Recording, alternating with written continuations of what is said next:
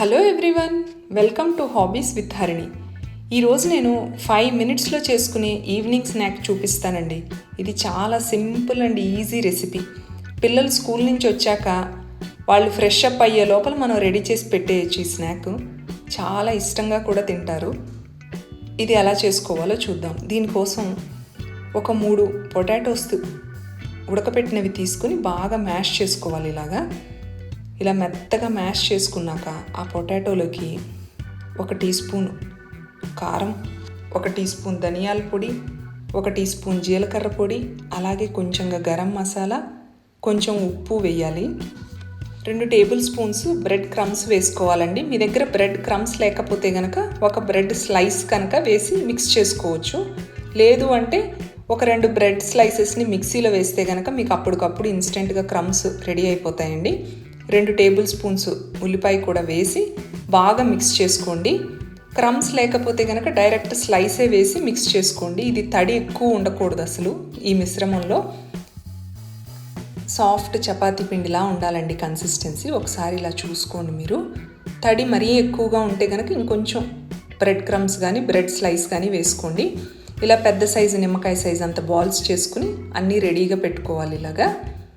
ఇలా balls ready అయినాక ఇప్పుడు మనం బ్రెడ్ స్లైసెస్ తీసుకుని ఒక కప్పు కానీ లేకపోతే ఒక గ్లాస్ కానీ ఏదైనా ఇలా సర్కిల్గా ఉన్నది తీసుకుని సర్కిల్స్ కట్ చేసుకోవాలండి. మనం ఎన్ని చేయాలనుకుంటున్నామో అన్ని సర్కిల్స్ కట్ చేసి రెడీగా పెట్టుకోవాలి. ఇప్పుడు చేతికి కొంచెంగా ఆయిల్ రాసుకుని ఇందాక మనం రౌండ్ బాల్స్ చేసుకున్నాం కదా, వాటిని కుకీ షేప్ లాగా ఒత్తుకోవాలండి. ఈ ప్యాటీస్ మరీ మందంగా ఉండకూడదు, అలా అని మరీ పలచగా ఉండకూడదు. మీకు బ్రెడ్ ఎంత థిక్ ఉందో అంత థిక్ ఉంటే కనుక సరిపోతుంది. ఇప్పుడు ఈ పొటాటో మిక్స్చర్ మీద లైట్గా వాటర్ అప్లై చేసి వాటర్ అంటించిన వైపు బ్రెడ్కి పెట్టేస్తే కనుక స్టిక్ అయిపోతుంది. మనకి ఫ్రై చేసేటప్పుడు ఊడిపోకుండా ఉంటుంది. బ్రెడ్ను ప్యాటీ 2 ఈక్వల్గా ఉండాలండి రేషియో, అప్పుడు టేస్ట్ బాగుంటుంది. ఇలా మిగిలినవన్నీ కూడా రెడీ చేసి పెట్టుకుందాము. ఇదిగోండి, ఇలా మిగిలినవన్నీ కూడా రెడీ చేసి పెట్టుకున్నాక ఇప్పుడు ప్యాన్లో ఫ్రై చేసుకోవటమే. దీనికోసం స్టవ్ మీద ప్యాన్ పెట్టుకుని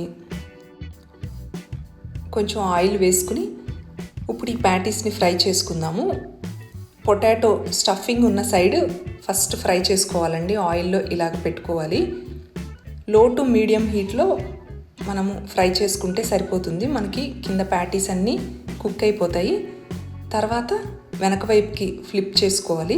5 మినిట్స్లో మనకి కుక్ అయిపోతాయండి. బ్రెడ్ సైడ్కి తిప్పినాక ఎక్కువ టైం ఫ్రై చేయొద్దు, 2-3 మినిట్స్ చాలు. ఎందుకంటే ఎక్కువ టైం ఫ్రై చేశారంటే కనుక బ్రెడ్ కదా మాడిపోతుంది.